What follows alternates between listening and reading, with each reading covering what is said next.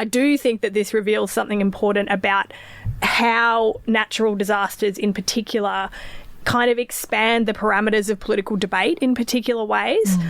Marley also gave the example of Prime Minister Anthony Albanese making the comment that Cyclone Alfred does not recognise any borders and nor should the government's response. Border abolition, yes, go on. Notably, I think he was talking about state borders, but it is still pretty extraordinary to hear border abolitionist sentiment coming from the leader of the militarised nation state. Mutual, la, mutual, la. This is the Mutual Broadcasting System. Residents across Victoria and South Australia are being urged to remain vigilant as extreme fire conditions threaten both states. Downgraded and lost cyclone status. 100-kilometre-an-hour winds have torn roofs off homes and intense rainfall has swamped the region. These are tough times, but Australians are tough people. Hello, friends. You are listening to the Radio Reversal podcast. We're very excited to be back with another episode and another little series this week. We are recording, as always, on the lands of the Turrbal and Yagara people here in Magan-djin, so-called Brisbane. Pay our respects to elders, past and present, and to all First Nations communities across the country and everyone listening in. We know that sovereignty over these lands has never been ceded and that this always was and always will be Aboriginal land.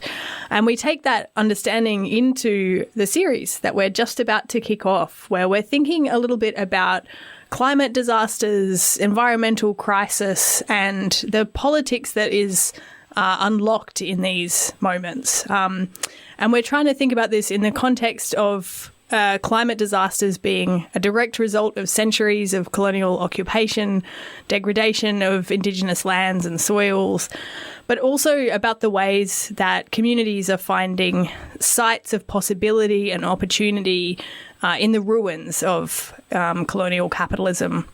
So this series is mostly going to be about environmental disasters, floods, fires, cyclones, and how they shape our politics. We're thinking a little bit in this series about what happens during these so-called natural disasters, even though many of them are manufactured by forces way beyond nature, but also about how these events are used by politicians and the media, how everyday people and communities are finding opportunities in these moments and during these events, often even in the harshest of conditions.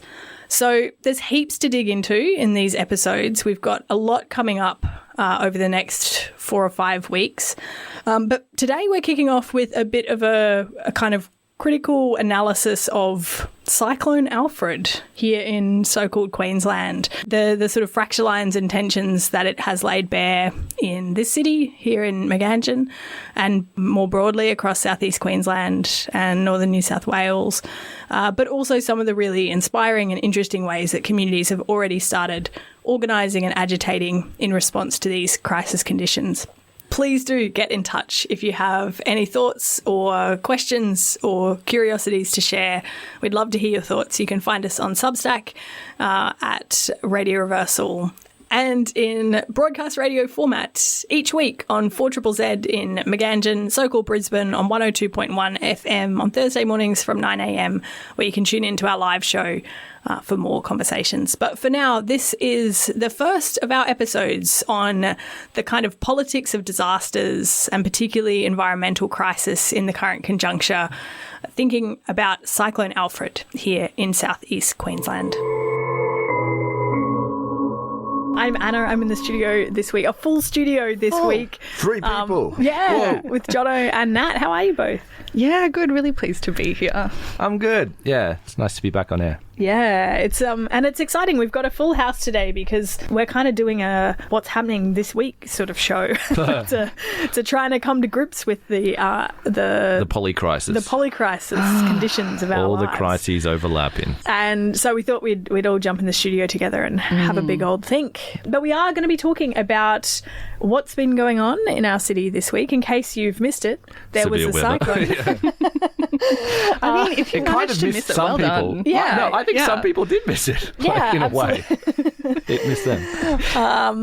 But I think it's probably not a coincidence that so many of us have ended up thinking a lot about disasters and crisis this week. We did have a pretty near miss. Some of us in the city with ex-tropical cyclone Alfred was really a tropical cyclone for a long time. Yes, and for many people, particularly on the islands and in the coastal areas, it was a cyclone. And it's not like once someone is your ex, then it's all good, and you can just things are fine now. My ex doesn't do any harm to me. Like, exactly.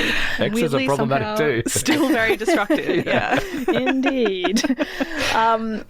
But yeah, so while technically it did weaken as a system once it hit the mainland, as Nat mentioned, the cyclone system did hit the coast with pretty intense winds. I think there were reported gusts of over 110 kilometres on the coast around Redcliffe, and particularly on the islands on Quandamooka country, just offshore. So lots of wild weather, and the cyclone, not coincidentally, also brought massive amounts of rain to the region, entirely predictably, leading to major flash flooding across the city, but also across southeast Queensland. And we'll talk more about this later, but hilariously, a lot of that really heavy rain came after people were like, oh, cool, it's over. And even the Premier's like, all right, everyone, the buses will be back on tomorrow.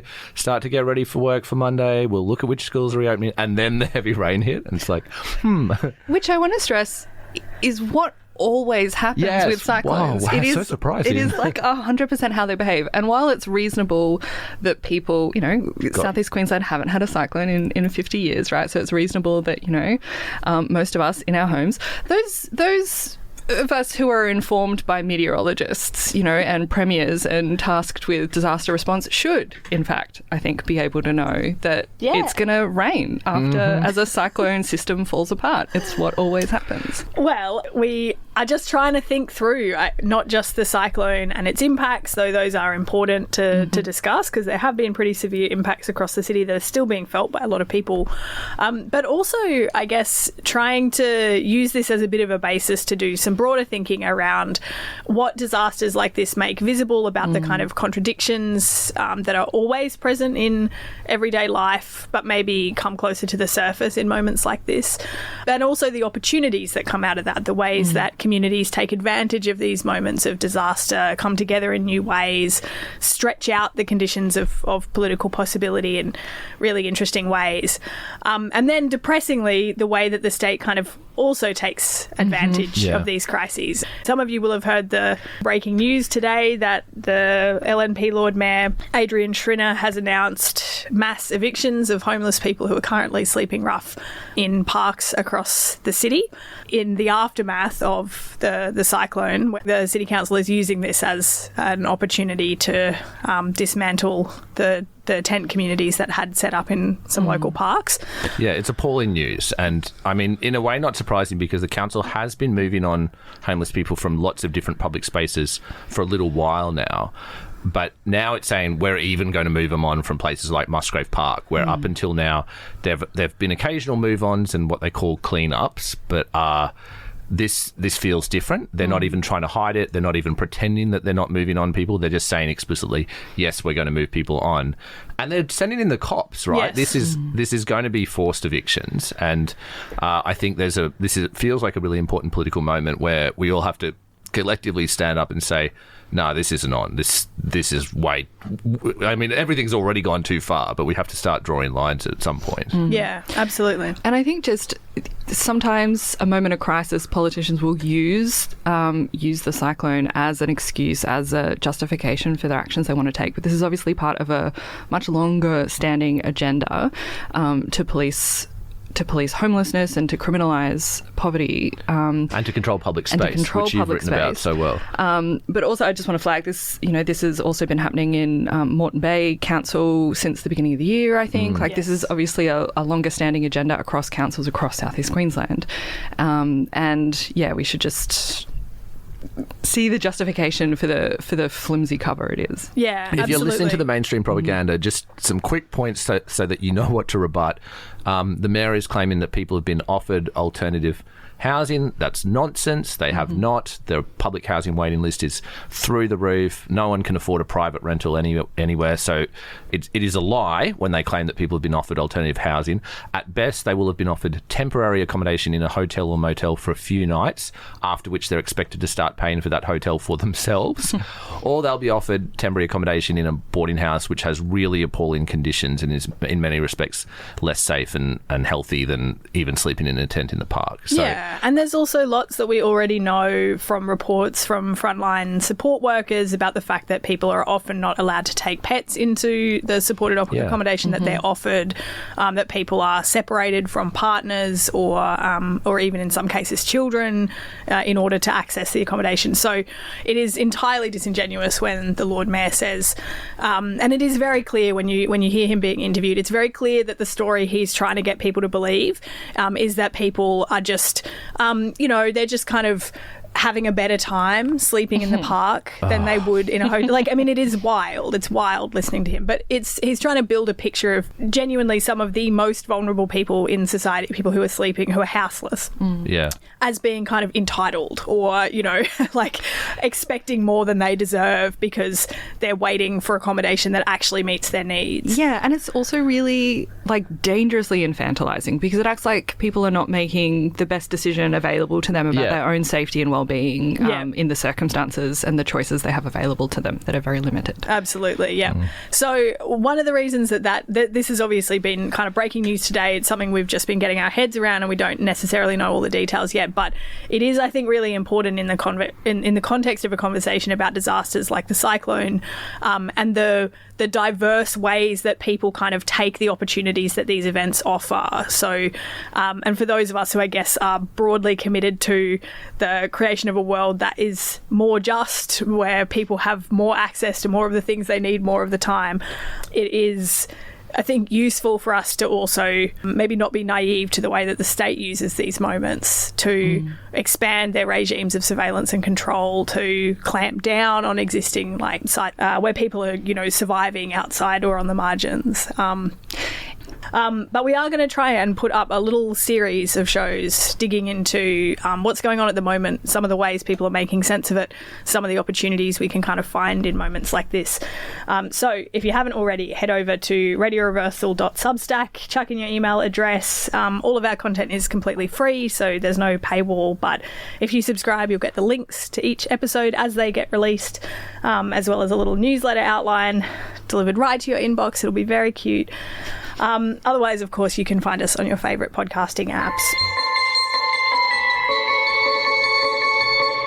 You are listening to Radio Reversal with a joyfully full house this week. I'm Anna. I'm in the studio with Jono and Nat, and we're reversing the radio on what the heck is happening around us in this particular moment, namely the kind of cyclonic winds, disaster. It's around us and reality. Then around us again, and then around us again. Exactly. Yeah. Yes, the endless edging of Cyclone Alfred.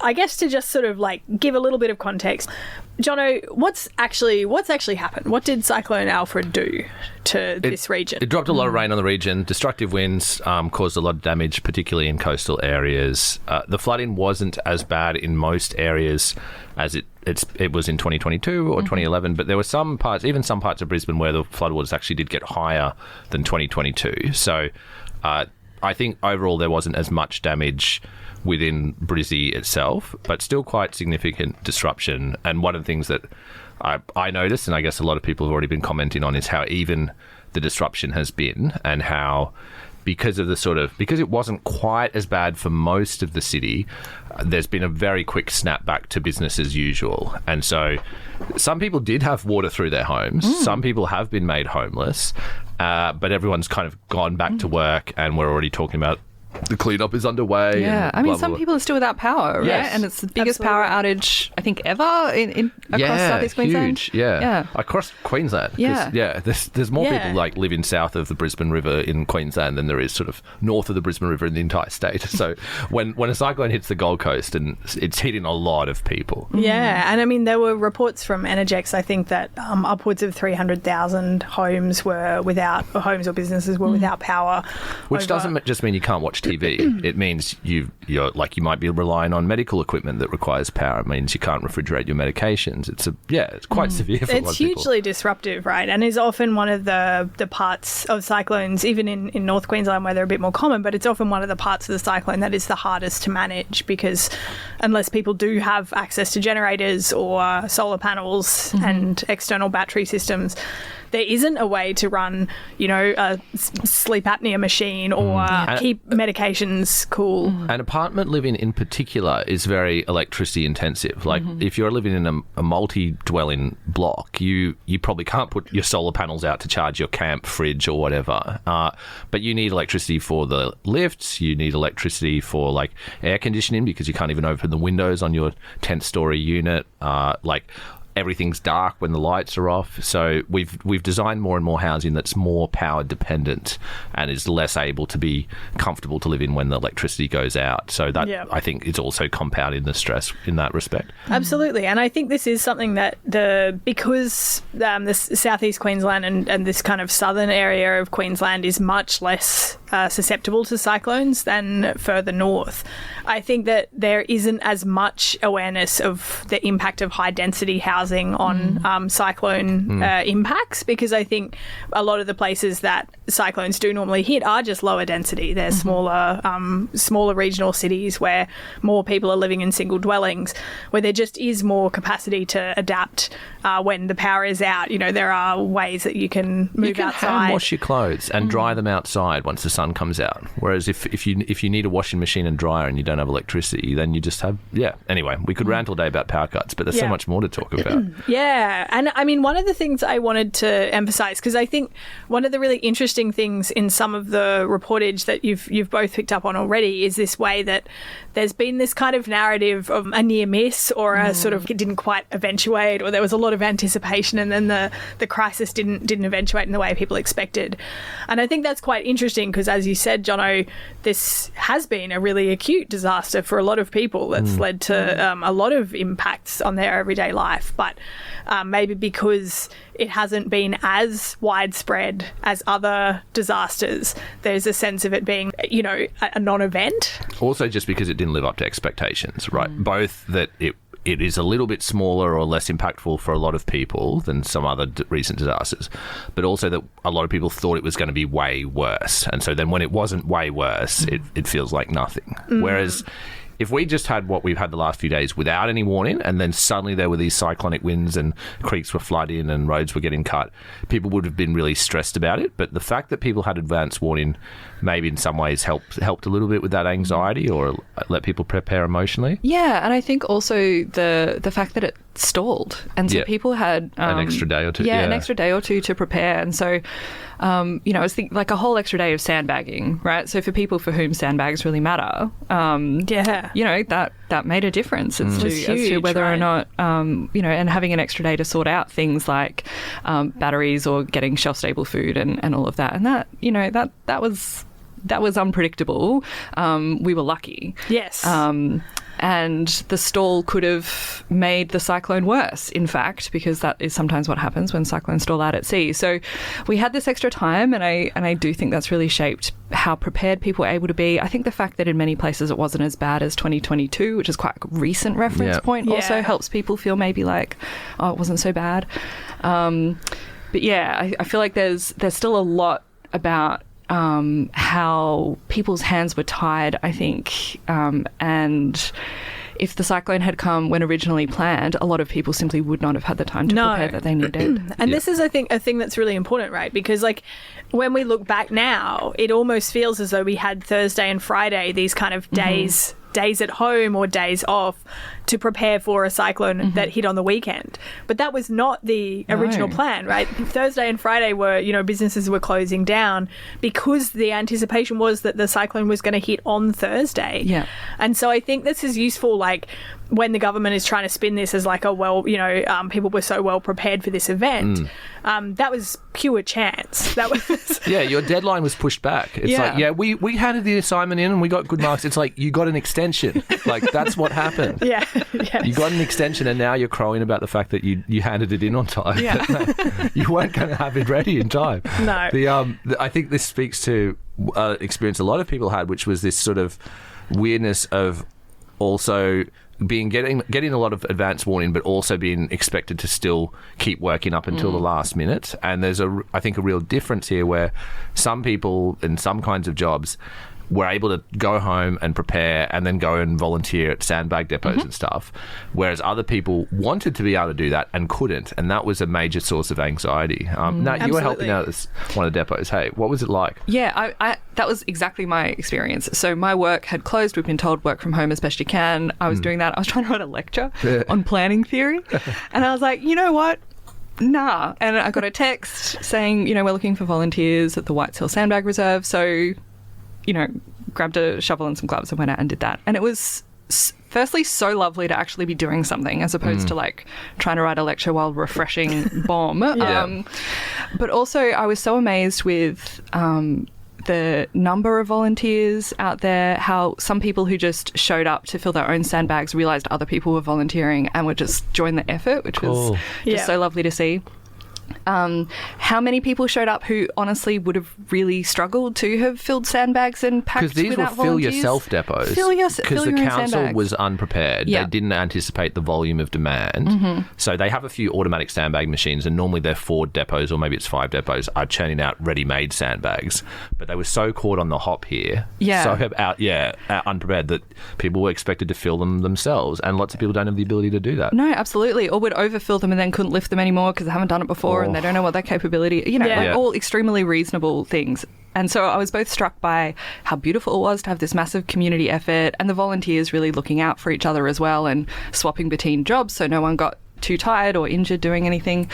But just also how grateful a lot of people were to see, oh my God, there are people out here who are trying to help me. And I think that is also part of what gives people a bit more sense of resilience maybe going into a disaster, to see I'm not on my own. I'm not on my own. There's other people here. Yeah. Yeah.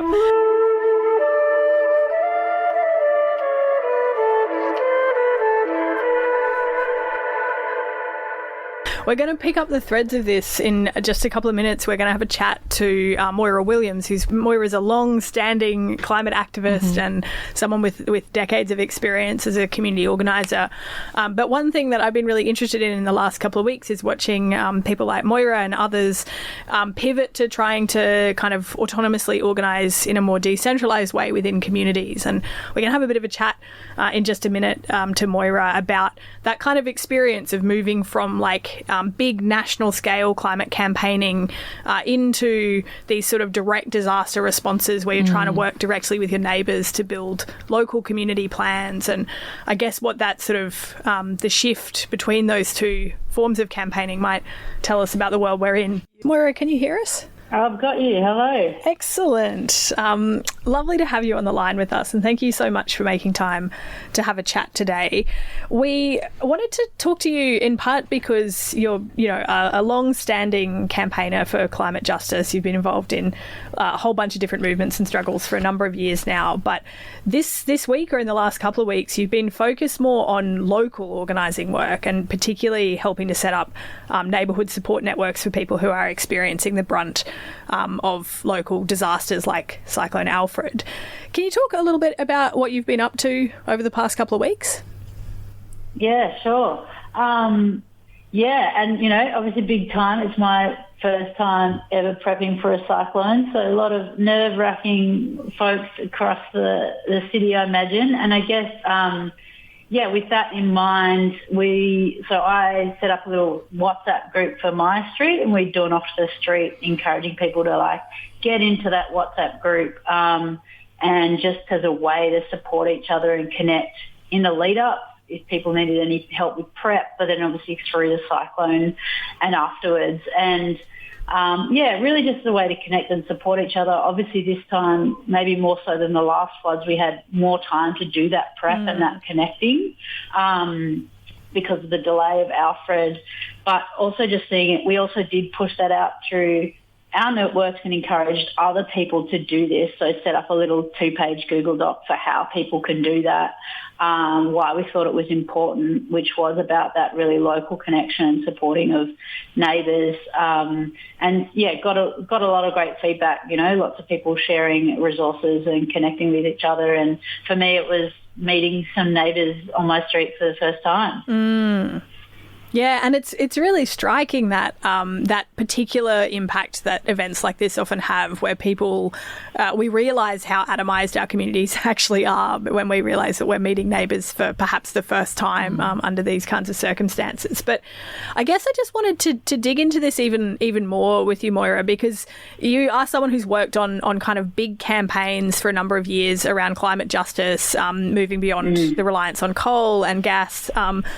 And I'm curious about, I guess, why this kind of like hyper-local and also, importantly, quite decentralised organising is becoming so important in response to disasters like this. Like, why do you think these kinds of mechanisms, communities engaging with each other directly, are so important?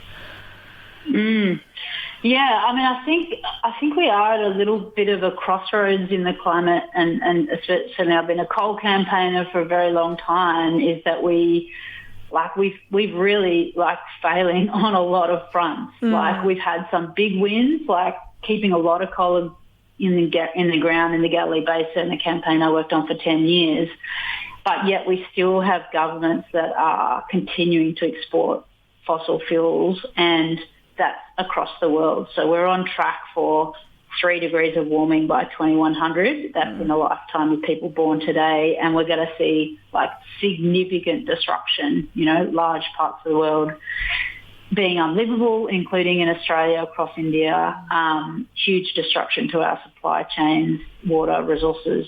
And so I think as a climate campaigner, I think personally I've been having a personal reflection of like, what is the actual, what is the end game here? Like, we do need to have an honest conversation that we can no longer stop climate change. We definitely need to do the work of stopping the worst impacts by keeping coal and gas in the ground and doing all we can. But we also are just like facing this ever-growing need to respond to these ongoing disasters and have a think about how we're going to respond as a community. And I think, yeah, I strongly believe that local communities, and I think this plays out in a lot of the things we've seen, you know, from Northern Rivers, who've been leading the recovery, community-led recovery work, is that highly local connections are just so critical for building resilience in these moments. So, you know, really just actually the people immediately around you, like not even on a suburb level or a council level, or the people around you. One, you can hold those relationships more closely because there's less people and they're just in much more position to support you. So that's something, I'm definitely very interested in. Yeah, absolutely. And I think, as you mentioned, this is sort of a newer pivot for you, but I was really curious hearing you reflect on that, about whether you've noticed that in the process of doing this kind of localised community building work where people are coming together to support each other in these ways, whether that's also opening up space for those deeper political conversations about climate change as a kind of, you know, foundational existential threat to people's lives. Like, you know, is there a sort of linkage, do you think, between getting more of a like localized community network and that longer standing work of trying to emphasize that these disasters are the direct responsibility and result of, you know, centuries of colonial racial capitalism and climate change? Yeah, I mean, I think this is a very live question. Like, I have a sense that, you know, and this was very much an experiment. I mean, it was very live for me, this question post 2022 floods here. About like, what is the role of the climate movement during these big moments? And then, of course, we just got sucked into our day-to-day campaigning, and it kind of goes away with the floodwaters, you know. But it's very live again, and I think this time, we actively put out resources to test and experiment with this model, and, you know, had quite good take up, and, hoping to bring some of those people who did this in their communities together for a bit of a conversation around where does this go next? How might we scale this up? How might we take this conversation? But I definitely think, very local conversations is a key way to, do a couple of things. Connect with people's real experience of climate change. Yes. This is actually what we're going to see more and more of, and we need to be prepared. But also just cut through a bunch of myth and disinformation that we're seeing. We have, in the last few years, seen an absolute inability of organisations to engage on progressive issues online now, right? It's very difficult to get our message across, and I think we're gonna, we have to fight mis and disinformation through conversations, but also find ways to connect with each other. And as you said, just an antidote to disconnection and loneliness, which we saw rise through COVID. Absolutely. The last thing I wanted to touch on, because I know, you're pressed for time, always doing lots of things, but is, I guess, the sort of whether you think there's likely to be a sort of mass radicalisation or big resurgence in those kind of big public protests like the ones that we saw immediately after the 2019 summer bushfires, which, was a kind of climate disaster on a scale that I think did push a lot of people to really seriously think about the reality of climate change and its impacts. But notably, we didn't really see here in Southeast Queensland the same thing after the 2022 floods. And as you just mentioned, there was, even within climate movements, there was a kind of return to existing campaigns rather than maybe this sort of, more attention to that particular disaster and its aftermath. And I guess I'm curious about what you think the difference is. Why do some of these events lead to these kind of mass movements and others don't? And whether you think there might be space for Alfred to be a kind of radicalising moment for people here in Southeast Queensland? Yes, great question. Have been reflecting a little bit on this. I think there's a few factors. One is that the fires definitely did impact more people, the flooding, on a national scale, right? Yes. The smoke was everywhere across Sydney, across ACT, lots of people impacted.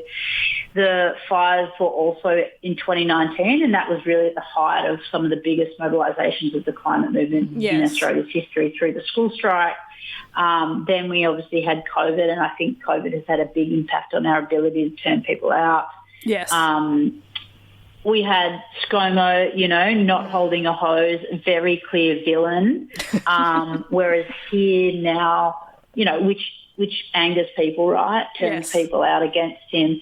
Now we've got Albo, who's kind of come out and said, it's climate change and we need to do more. Obviously, they're doing nothing about the problem in terms of fossil fuel exports, but I think it did neutralise the response somewhat. Yeah. And then, I saw some interesting reflections from some folks in the Northern Rivers that have been leading this community recovery work, which is just floods compared to fires are not as visually impactful, in terms of koalas dying in the flames. And also Lismore is a town that has always flooded, and so the story about it being more frequently flooded or flooded worse is maybe not as compelling as this thing of actual towns devastated through fire. So there are a few things. But I hope, I don't look. Some of us are planning an action at Parliament that we're going to launch today on to next Thursday with communities speaking out from that have been impacted. I think there is always an important role for the climate movement to connect the dots between climate change and these events and mobilise.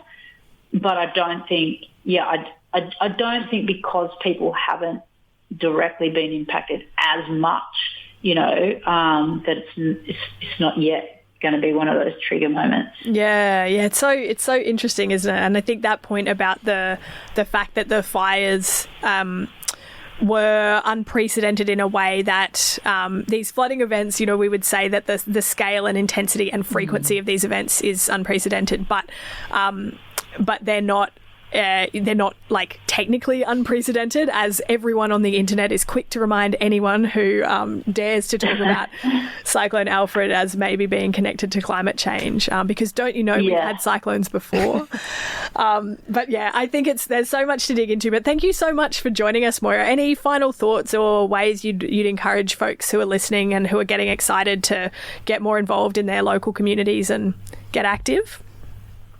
Yeah, I mean, I think even still, like, we're going to see more and more of these disasters, right? So, like, even setting up that WhatsApp chat or other group chat just from a social perspective and opening up a conversation about, you know, how we're going to support each other through these challenging times would be really useful. We're continuing the conversation with a bunch of Southside residents who have been impacted by the flooding at the Yeronga Community Centre on the 8th of April and Tuesday the 8th of April at 6 p.m. if anyone's interested in like having this conversation about how we build climate resilience as brilliant. well. Oh, thank you so much, Moira Williams, for joining us.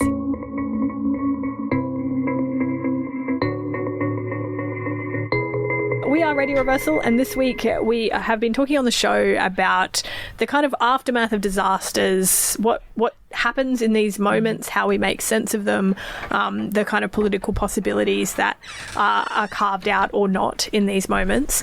The sort of final thread we wanted to pick up is basically just this question of what it means or what it would look like to take advantage of the kind of opportunities that are sometimes exposed during events like this. And I wanted to pick up on something that our dear comrade of ours, Wiradjuri organiser and advocate Marley Hermans, pointed out to me earlier this week, which was this really interesting way that the conditions of political possibility seem to shift a bit during disasters. And particularly during so-called natural disasters like a cyclone. And Marley pointed out that during press conferences in the past week, we've heard even incredibly conservative politicians like the Premier himself, David Crisafulli, making comments like human lives will always be more valuable than property. Really, mate? Oh. And it's incredible, right? It's incredible to hear him say this just months after running an entire election campaign on the idea of a youth crime crisis that was basically exclusively concerned with property rights and using those to orchestrate locking up predominantly Aboriginal kids in prisons, right? Like this is an extraordinary kind of shift. And I guess it's worth saying I don't think the Premier's fundamental ideology has shifted because of a cyclone, but I do think that this reveals something important about how natural disasters in particular kind of expand the parameters of political debate in particular ways. Marley also gave the example of Prime Minister Anthony Albanese making the comment that Cyclone Alfred does not recognise any borders and nor should the government's response. Border abolition, yes, go on. Notably, I think he was talking about state borders, but it is still pretty extraordinary to hear border abolitionist sentiment coming from the leader of the militarised nation state. And I think there's something really interesting. You know, we've also watched the LNP leader, Peter Dutton, take some big hits this week after it was revealed that he flew to Sydney to attend an extremely lucrative fundraiser instead of staying to support his constituents who, at the time, were in the direct firing line of Cyclone Alfred. And I think this does seem to have sort of dimmed his political image, I guess, even in the eyes of quite conservative voters, which, again, I just think it reflects these sort of interesting ways that politics can shift during these disasters. Or at least discourse can shift. Yes. And whether that translates to any meaningful change is kind of up to all of us to organise and push for those discursive shifts to actually be enacted in some way. Like, I think I'm more cynical in that, like, yeah, it's easy for Albanese to say that state borders don't matter, but it is implied that, of course, national borders matter. Yes. And similarly, it's easy for Crisafulli to say people's lives are more important than property because, well, human lives are more important than property, but they have so effectively dehumanised, quote-unquote, youth criminals that they're not even within the category of human that he's referring to. Yeah. Absolutely. I mean, the discursive shifts are interesting, but they don't, in and of themselves, rupture existing power structures.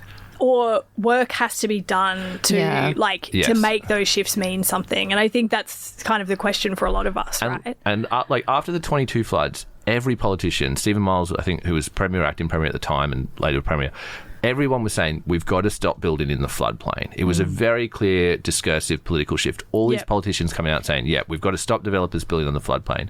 And within 6 months, Stephen Miles was approving new urban planning changes that would allow more development on the West End floodplain. So just because they say something immediately after a disaster doesn't mean it's going to change their subsequent actions. And in fact, even when they say something very explicit like that, we've got to stop building on the floodplain, 6 months later, we're going to build more on the floodplain. So, the words that come out in these moments are interesting, but they don't necessarily signal any important political shifts. Yeah, and I think that's such a tricky point about the temporality of disasters and of polycrisis, right? Because on the one hand, this crisis is constantly unfolding and escalating all the time, regardless of how proximate or acute it might feel to us individually. But then it's in these moments of when it does feel really immediate that, these potential ruptures in discourse change, how we hold them accountable as, no, this disaster continues. And the proximity of so many people to dangerous flood events, this should still be treated as an urgent matter that needs addressing. I don't know how we sustain that in a more contiguous kind of way, right? Beyond the moments where, for a moment, it seems like we have consensus that this is an urgent matter that needs attention, and then it just kind of recedes with the floodwaters. Hey? Yeah, absolutely. And I think these are all threads we're going to keep drawing out over the next couple of weeks, but particularly around the kind of both the tensions and the possibilities of these kind of disasters in the ways that they can be sites of radicalisation and political possibility, but can also serve, and this is an argument, Nat, you and I have made in some writing before, they can also serve to really reinvest in this idea of the kind of isolated emergency that is a sort of a single event that's treated as a single event and therefore disconnected from this much broader history and political context that created it. And so I think there's something really useful about digging into there. We're going to hand over to the wonderful folks at Talking Zeds in just a minute, but just a final reminder that we will be podcasting this week's episode as well as our future episodes in this series. Next week we're very lucky to be catching up with the wonderful Nick Southall, who wrote a brilliant book called Disaster, Communism and Anarchy in the Streets, and then we've got a bunch more big conversations planned for the next little while.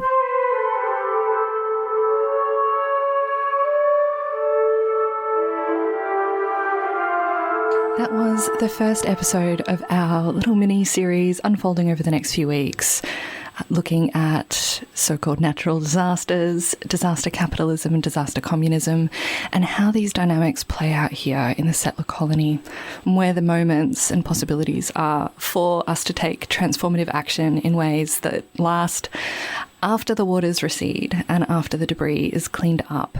Also want to draw your attention to the fact that some of the things we talked about in this show, there's already further political action happening around them. So to keep up to date with some of those unfolding events, you can hit up our socials. Facebook's the best place. We'll be sharing events that are coming up that you can get onto, particularly with respect to addressing the eviction of homeless people. So yeah, get out there, get amongst it.